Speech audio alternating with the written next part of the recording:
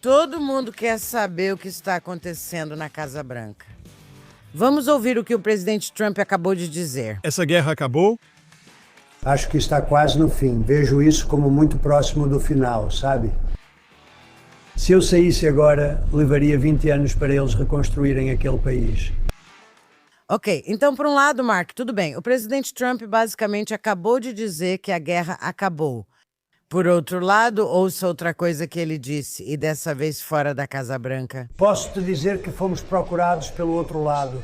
Eles querem muito fazer um acordo, muito mesmo. Onde fica o final do jogo? Você disse que era por causa da questão nuclear. Era por causa da questão nuclear, bem parecido. É muito bom, acho que você está ouvindo. É sobre o fato de que eles nunca terão uma arma nuclear. Irã pode anotar. O Irã não terá uma arma nuclear. Acho que eles vão concordar com isso. Tenho quase certeza disso. Na verdade, tenho certeza disso. Se eles não concordarem, não haverá acordo. Nunca haverá um acordo. Antes de começarmos, Mark, gostaria de dizer aos nossos telespectadores que hoje é quarta-feira, 15 de abril, e eu sei que alguns de vocês disseram que é realmente importante que a gente destaque isso, dado o ciclo de notícias tão intenso em que todos nós estamos atualmente. Certo, então eu sou Ruth Bloom, estou aqui no estúdio da JNS, e participando remotamente está meu co-apresentador, Mark Regev. Então, Mark, o que você achou do que o presidente Trump disse? Essa guerra acabou? É uma boa pergunta, e eu acho que depende de como você define guerra. É possível que a parte de alta intensidade tenha acabado? Eu não sei.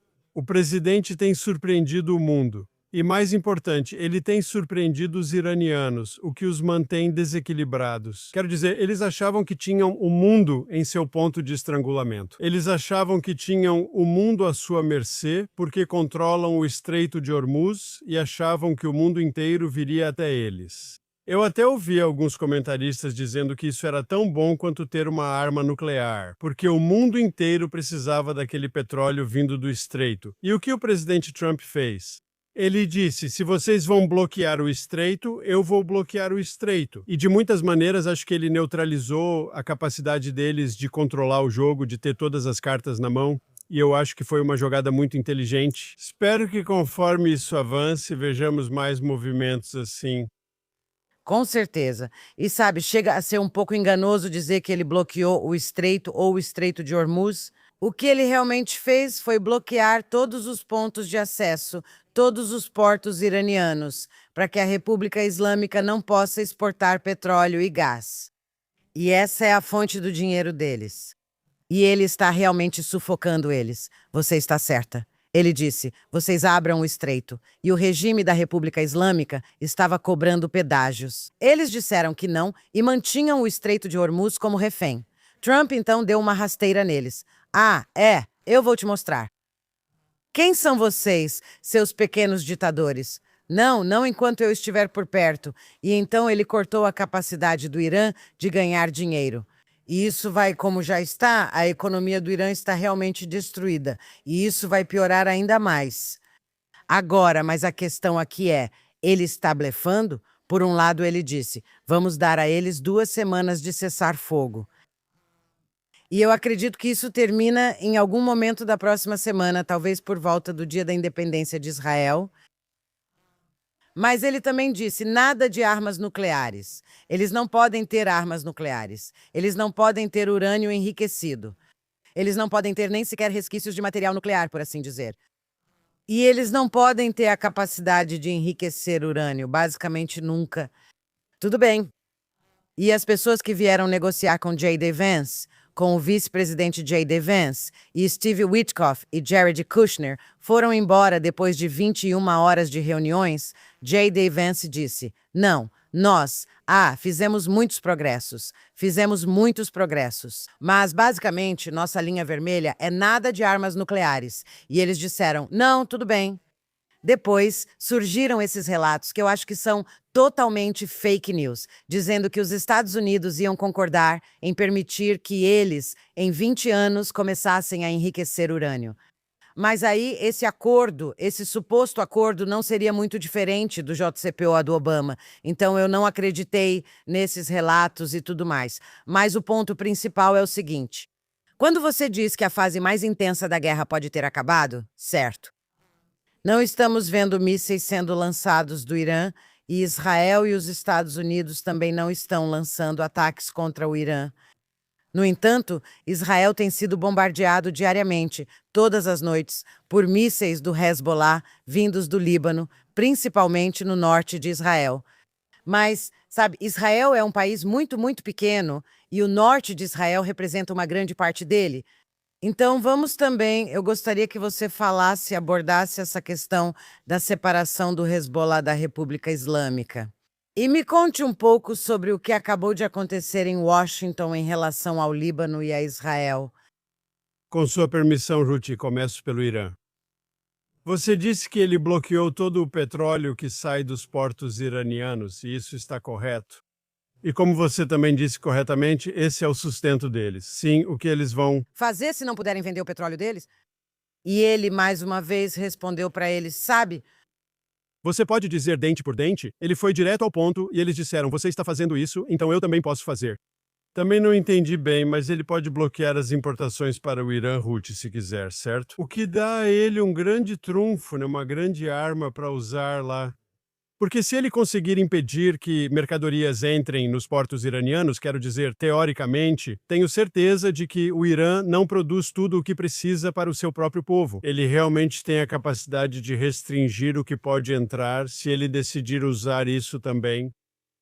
Vai ser muito interessante. Agora é um impasse porque os iranianos impuseram seu próprio bloqueio. Ele impôs um bloqueio contra eles. Acho que os iranianos vão sofrer ainda mais agora, pois enfrentam grande pressão de seus aliados, como os chineses, que dirão: isso não é sustentável, certo? Se vocês não conseguem exportar seu petróleo, o único motivo pelo qual realmente gostamos de vocês é por causa do seu petróleo. E se vocês não conseguem exportar seu petróleo, isso é um problema. E eu acho que haverá cada vez mais pressão sobre os iranianos para cederem.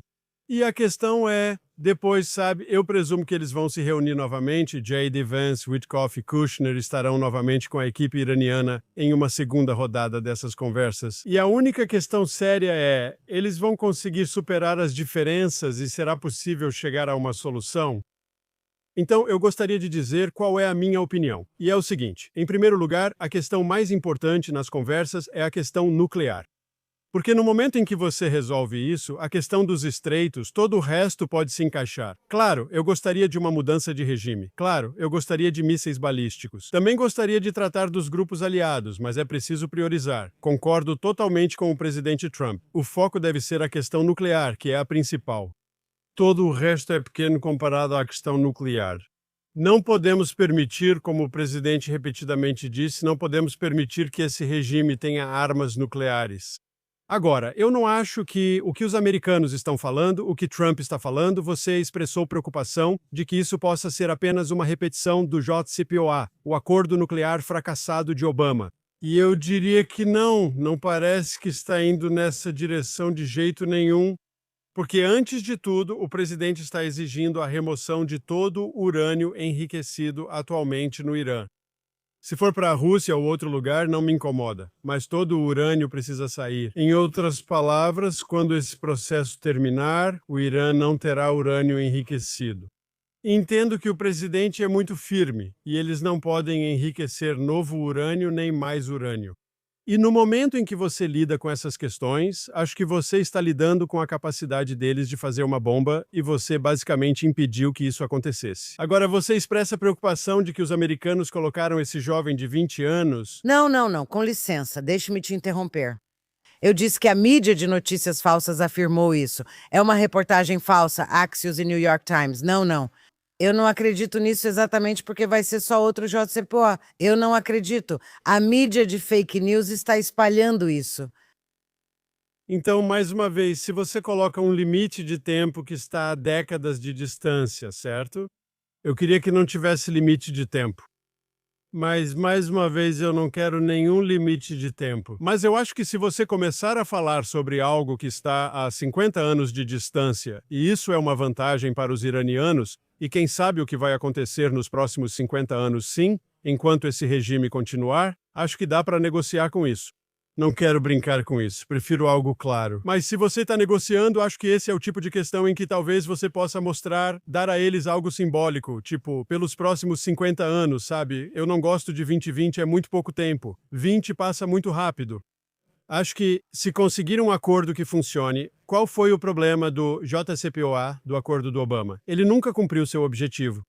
Nunca impediram que eles obtivessem armas nucleares. Trump fala em impedir que consigam armas nucleares, o que é uma diferença crucial. Ok, então é o seguinte, Mark, esquece isso, sabe? Um acordo pode ser feito se não for possível fazer um acordo com esse regime.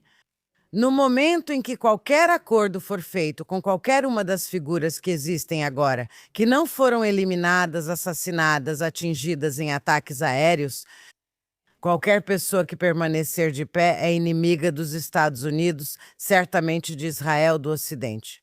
E a única diferença entre aqueles que dizem que devemos fazer um acordo, como o presidente, ele está furioso porque a equipe voltou para negociar com o Irã sem acordo.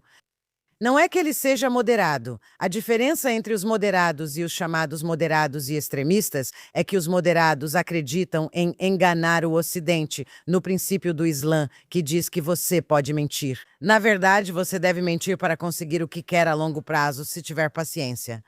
E os outros que dizem, não, nem queremos mentir. Estamos esperando pelo 12º ímã, e tudo isso porque todos eles são fanáticos e todos eles são maus, parte do regime maligno. E o que eu realmente acredito é que se você impedir que eles tenham armas nucleares e impedir que exportem seu petróleo, não haverá regime. E essa é a beleza disso. Você continua dizendo que eu, exijo perfeição. O regime vai cair se não tiver oxigênio. E se não cair e se continuar sendo intransigente, eu realmente acredito que talvez a gente volte a usar meios militares novamente. Não descarto isso, Ruth. Acho possível voltar a usar meios militares. Quero citar os 2 líderes relevantes aqui.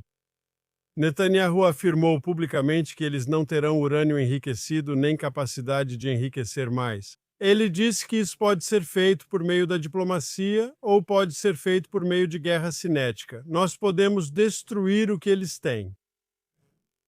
O que ele diz é que há opção diplomática. Quando o presidente enviou a equipe liderada pelo vice-presidente para negociar com os iranianos, ficou claro que não há negociações com o regime iraniano.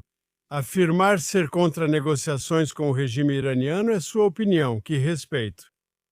Mas não é isso que acontece. Há negociações com o regime iraniano e o objetivo é conseguir um acordo diferente do JCPOA, um acordo que realmente funcione. Agora você pode me dizer que acha isso impossível. E ainda não há uma decisão. Tudo o que estou dizendo porque não tenho certeza se os iranianos podem concordar com os limites que os Estados Unidos e Israel acreditam ser o mínimo necessário nessas negociações. Mas eu não descarto isso de imediato. Eu acho que com todo esse dano que causamos aos iranianos, será que é possível que eles concordem com coisas que nunca aceitaram no passado? Eu acho que não. E se eles resistirem e continuarmos realizando ações militares contra eles, talvez estejamos chegando mais perto desse objetivo. Eu diria que você não precisa voltar a uma guerra total. Você poderia agir cirurgicamente e tomar aquela ilha por onde passa todo o petróleo. Você poderia fazer um uso cirúrgico de forças terrestres aqui ou ali para eliminar alvos bem definidos. Você pode atacar sim em diferentes lugares sem voltar a uma guerra total. E claro, você tem a opção, se não houver outra escolha, de voltar a uma guerra total, que seriam ataques contínuos contra o regime iraniano. Mas está claro para mim que Trump prefere uma solução negociada se ele puder conseguir isso. Ok, o que ele realmente quer é que a República Islâmica se renda. Esse é o acordo. Você se rende, nós vencemos, você perde. Que tal esse acordo? Segundo, isso nos leva ao Hezbollah no Líbano. Por quê? Porque as negociações que estão acontecendo em Washington são sem precedentes. Negociadores israelenses e negociadores libaneses se encontrando sob os auspícios do secretário de Estado Marco Rubio. E agora muitas pessoas estão dizendo, olha, não há nada que eles possam fazer porque estão negociando entre si. Enquanto isso, o Hezbollah lança foguetes. Agora, aqui, se você pegar isso como um exemplo do que eu penso, sim, você precisa ter ações militares e diplomáticas. Agora, durante todo esse tempo com essas negociações, Israel não parou de travar guerra contra o Hezbollah. E, principalmente, o motivo dessas conversas com o Líbano estarem acontecendo é porque o Líbano tem sido incapaz ou não tem vontade de derrotar o Hezbollah sozinho. Primeiramente, o Hezbollah está profundamente enraizado no governo e no exército libanês, etc. Mas o povo libanês está de saco cheio, assim como o povo iraniano. Agora, precisamos apenas dizer uma palavra sobre o povo iraniano, que continua sendo deixado de lado em todas essas discussões sobre armas nucleares e tudo mais. Esse período sem mísseis voando pode ser que nos bastidores estejam acontecendo coisas para ajudar o povo iraniano a se preparar para ir às ruas. Agora, eles foram massacrados às dezenas de milhares. E, aliás, isso é muito urgente neste momento. Por quê? Porque, com licença, porque estão chegando mercenários, milícias vindas do Iraque para ajudar o regime a matar mais, executar mais pessoas inocentes do povo iraniano. Não podemos esquecê-los. E não vamos esquecer que Trump disse, semanas antes de 28 de fevereiro, quando a guerra começou, Trump disse ao povo iraniano, a ajuda está a caminho. E sim, isso está ajudando eles. E mesmo vivendo em completo, eu diria, caos, terror, eles ainda dizem que querem que o presidente Trump e o primeiro-ministro Netanyahu terminem o trabalho. Eles querem que eles continuem atacando as figuras do regime. Eles realmente querem isso. E por isso, eu acredito que temos que ajudá-los. Assim como agora acabamos de ter o Dia da Lembrança do Holocausto e dizemos nunca mais, nunca mais. E os judeus reclamaram com razão de como o mundo virou as costas para o povo judeu durante o Holocausto. Nós também não podemos virar as costas para o povo iraniano. Dito isso, tanto o presidente quanto o primeiro-ministro disseram que é responsabilidade do povo iraniano. É sim. Ao enfraquecer o regime, estamos dando a eles uma oportunidade. Correto. E eu não acho que podemos fazer isso pelo povo iraniano em vez dos iranianos. Não, mas para enfraquecer o regime iraniano, você não pode fazer acordos com ele. Então você volta exatamente para onde começou. Mais uma vez você disse que Trump quer que eles capitulem. Ele quer um acordo, já falou em rendição incondicional. Rendição. Se eles se renderem e derem tudo o que ele quer sobre a questão nuclear, Ruth, então haverá um acordo com o regime iraniano. Não é só a questão nuclear, desculpe. Há mísseis balísticos e grupos terroristas por procuração.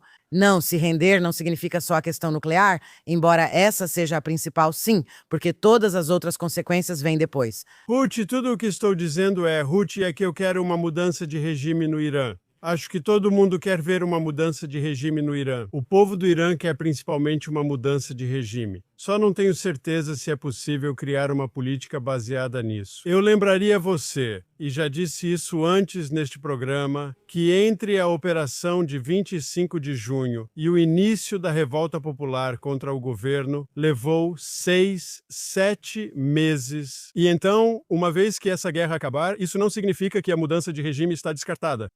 Sim, a mudança de regime ainda pode estar nos planos, talvez até mais. Não estou dizendo que é uma escolha política, nem que manteremos a guerra até mudar o regime. Acho que ninguém está falando isso. Você me permite abordar a questão do Líbano, que você levantou corretamente porque está nas notícias e é importante, mas há algo muito surrealista no que está acontecendo em Washington porque, quero dizer, estamos conversando com o governo libanês. O governo libanês afirma querer relações pacíficas com Israel e questiona se é possível resolver todos os problemas. Por que eu digo surrealista? Porque o governo libanês é fraco. O governo libanês, infelizmente, diz as coisas certas e cada vez mais eles têm dito as coisas certas recentemente. Eles têm capacidade de implementar alguma dessas belas declarações e aqui a questão fica muito em aberto. Porque se olharmos para os fatos, quer dizer, eles tomaram uma decisão, foi o quê? Há 3 semanas de expulsar o embaixador iraniano. Eles nem conseguiram fazer isso. Eles nem conseguiram expulsar o embaixador iraniano. Agora eles criaram todas essas novas leis e determinaram que a Guarda Revolucionária Iraniana tem que sair e o Hezbollah tem que se desarmar e todas essas coisas, mas eles não têm poder para fazer isso acontecer. Então, Enquanto queremos paz no Líbano, temos que entender que o Líbano, quero dizer, primeiro de tudo, que eles dizem as coisas certas e estão se reunindo conosco e querem discutir a paz, isso é tudo muito bom. Sempre digo, se um país árabe quiser paz com Israel, vamos conversar. Não há razão para fechar a porta, mas temos que entender que o Hezbollah é o verdadeiro poder, infelizmente, hoje dentro do Líbano. E assim, Israel derrotando o Hezbollah militarmente, eu acho que vai criar as condições para a paz entre Israel e Líbano. Eu acho que isso também se relaciona com a questão iraniana, que se o Irã sair desse conflito mais fraco, desarmado, sim, mais fraco economicamente, mais fraco militarmente, mais fraco politicamente, isso significa que a capacidade deles de ajudar o Hezbollah a se restabelecer será muito menor, muito, muito menor. O que significa que isso também, eu acho, aumenta a chance de um acordo com o Líbano. Mas tudo depende de derrotar militarmente o Hezbollah, pois sem isso eles mantêm o controle no Líbano. É preciso tirar esse poder deles.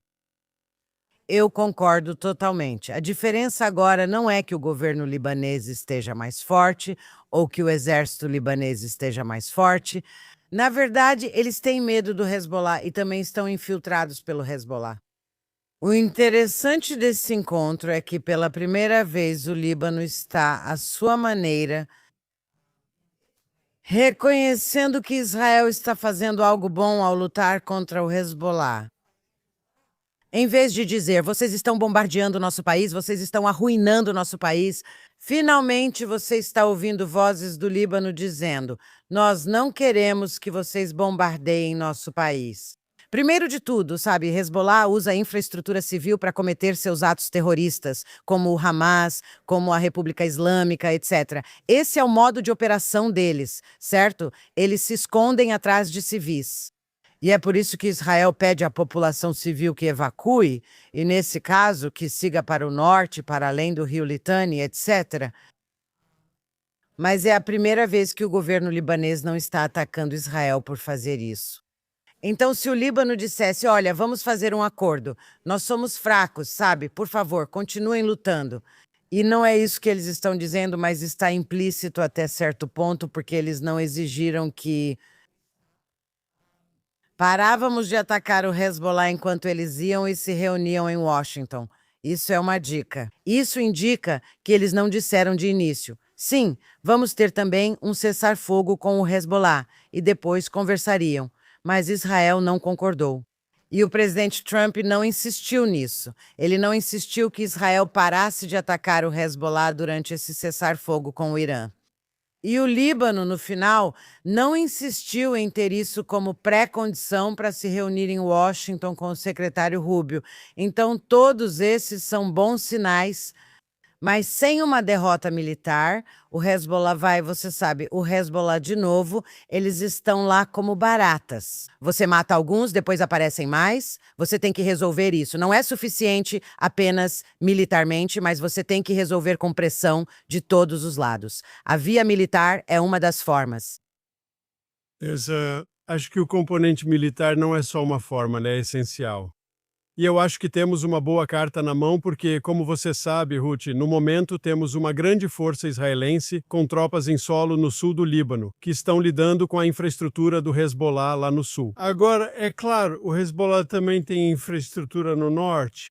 Alguns foguetes contra Israel são lançados de regiões do Líbano que não ficam ao sul. Mas qual é a mudança crucial aqui? Porque Israel está em solo libanês e Israel disse, o ministro da Defesa disse, Israel Katz disse, nós estamos no Líbano até que possamos ser convencidos de que o Hezbollah não vai retornar ao sul e representar uma ameaça de ataque a Israel. Em resumo, temos uma carta na manga em um acordo de paz com o Líbano. No momento em que você puder garantir que o governo do Líbano pode garantir que Israel não enfrentará fogo hostil vindo do Líbano, não do Estado libanês, mas do território libanês. Falo do Hezbollah, então continuamos onde estamos.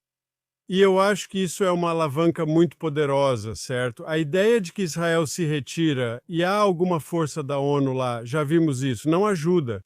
Israel vai permanecer no sul do Líbano. Na ausência de um acordo de paz que preveja o desarmamento do Hezbollah e a soberania libanesa no sul do Líbano. Não algo quase, como posso dizer, não apenas, sabe, uma presença simbólica libanesa, mas sim uma presença real do governo libanês e não do Hezbollah. Temos essa carta para usar no momento certo, como incentivo para o Líbano agir corretamente. Se querem a saída de Israel do Sul, precisam desarmar o Hezbollah. Vocês precisam garantir que o Hezbollah não seja uma ameaça para Israel. Atualmente, eles têm capacidade muito limitada para isso. Por isso, continuaremos no sul do Líbano num futuro previsível. Com certeza. E vou te contar outra coisa que me ocorreu sobre o Líbano e o motivo, e talvez o governo libanês esteja de olho nos acordos de Abraão. Porque o que é isso? O que os políticos libaneses estão vendo? O que eles estão presenciando? Eles testemunham uma reformulação da ordem mundial. O presidente Trump tem atacado os países da OTAN por não fazerem a sua parte. Vemos que os países dos acordos de Abraão estão sendo atacados pelo Irã durante esta guerra. Eles receberam mais mísseis do que Israel recebeu. O que você vê é um realinhamento. E talvez o Líbano esteja dizendo, uau, que, sabe, você mencionou essas forças internacionais como a Unifil. Não só a Unifil foi inútil no Líbano, mas também estava em conluio com o Hezbollah e fez o que a ONU sempre faz. Condenou Israel, disse que nós atiramos propositalmente nas forças da Unifil. Isso foi uma mentira. Ok, eles estavam de mãos dadas com eles, do mesmo jeito que a UNRWA estava de mãos dadas com o Hamas. Talvez o governo libanês esteja dizendo, olha, aqui está a nossa oportunidade. Nós vemos que o presidente Trump, sabe, vemos como a Europa está atacando Trump, atacando Israel. E, na verdade, os países dos acordos de Abraão estão assumindo um papel maior. Então, se houver um realinhamento, o Líbano provavelmente preferiria estar sob esse guarda-chuva protetor, digamos assim. Concordo. E acho que estamos falando de uma mudança regional maior, que começou com os acordos de Abraão no primeiro mandato de Trump. E eu acho que, como resultado dessa guerra contra o Irã e da luta de Israel contra o Hezbollah, esse processo só se fortalece. Cada vez mais pessoas no mundo árabe, talvez elas não amem Israel, talvez elas não se chamem de sionistas. Elas podem ter solidariedade com os palestinos porque são seus correligionários, seus irmãos árabes e assim por diante. Mas, no fim das contas, eles entendem que Israel é uma potência regional. Eles respeitam Israel e entendem que é bom ter um acordo de paz com Israel. É bom ter com Israel uma boa relação de vizinhança.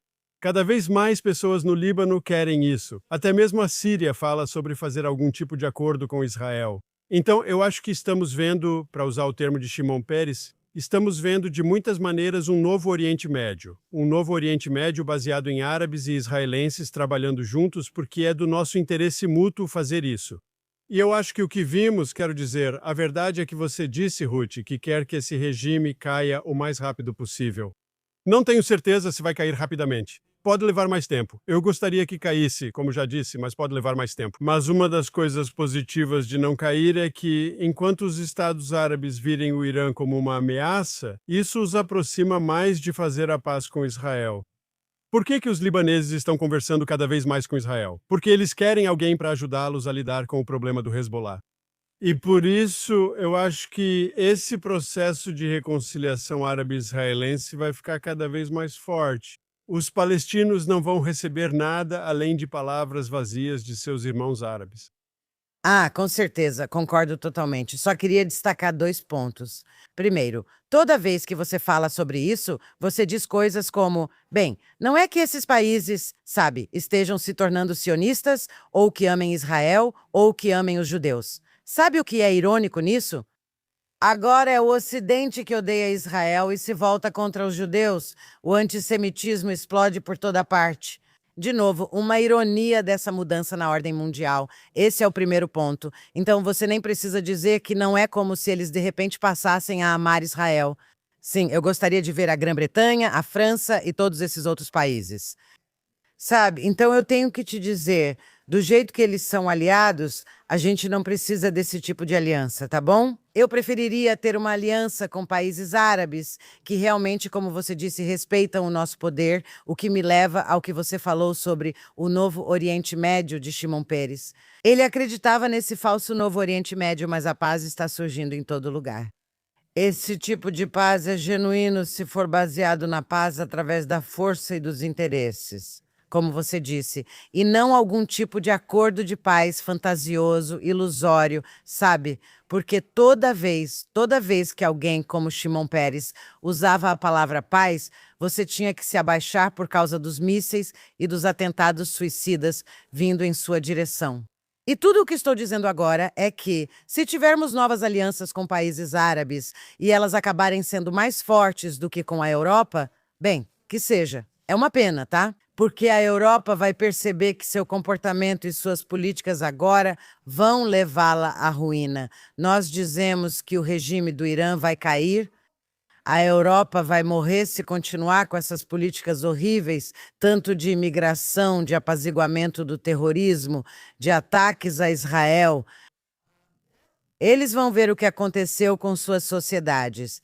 E para mim, tudo bem se tivermos paz através da força com nossos vizinhos árabes. Sim, Porque você mencionou a Europa e ontem foi Yom HaShoah em Israel, o Dia da Memória do Holocausto. de acordo com o calendário hebraico. Vou usar os últimos 2 minutos, já que estamos no fim do programa, para falar sobre o Yom HaShoah. E Israel enfrenta desafios, sim, e a guerra com o Irã não acabou. Combate no Líbano, soldados israelenses em ação em Gaza. Na Síria temos israelenses, enfrentamos muitas ameaças. Mas não há dúvida hoje de que Israel é a principal potência regional no Oriente Médio. E temos nosso amigo mais próximo no mundo, os Estados Unidos da América, que é a superpotência regional, a superpotência global. Agora, por que eu digo isso? Eu já disse uma vez, acho que antes neste programa, que o meu pai nasceu em Magdeburgo, Alemanha, em 1931. E como era o mundo lá para os judeus? Sim, nós éramos as vítimas, éramos apátridas, éramos perseguidos. Nós sofremos genocídio. A geração de judeus dele passou pelos horrores do Holocausto. Onde estamos hoje com nossos problemas? Nunca esqueçamos, o povo judeu não é mais apátrida. O povo judeu não está mais desamparado e, mais importante, o povo judeu não está mais sem defesa. Devemos lembrar que podemos nos defender de quem quer nos prejudicar. Yom HaShoah é sobre lembrar dos 6 milhões que foram assassinados, mas também é sobre lembrar que já fomos um povo que não podia se proteger. E o sionismo, a revolução sionista e o estabelecimento do Estado de Israel deram aos judeus o poder que todos os outros países têm, a capacidade de ser soberano e de proteger nosso povo. E o fato de haver um país no planeta que diz que somos o Estado judeu e que vamos priorizar a proteção do povo judeu, isso é uma grande mudança, uma mudança positiva e algo de que acho que todos nós podemos nos orgulhar muito. Ah, sem dúvida. E, infelizmente, muitos israelenses ficaram tão traumatizados em 7 de outubro de 2023, sentindo que, uau, dissemos nunca mais, mas quase aconteceu de novo, certo? No entanto, como você mencionou, nós superamos isso rapidamente lutando. Nós não acabamos sucumbindo a essa ameaça. Então, sim, é uma lição importante. Concordo com você 100%. E antes de encerrarmos, eu só gostaria de pedir aos espectadores que, se vocês gostaram do nosso conteúdo, por favor, curtam, se inscrevam e nos acompanhem na próxima vez. Até a próxima semana, Ruth.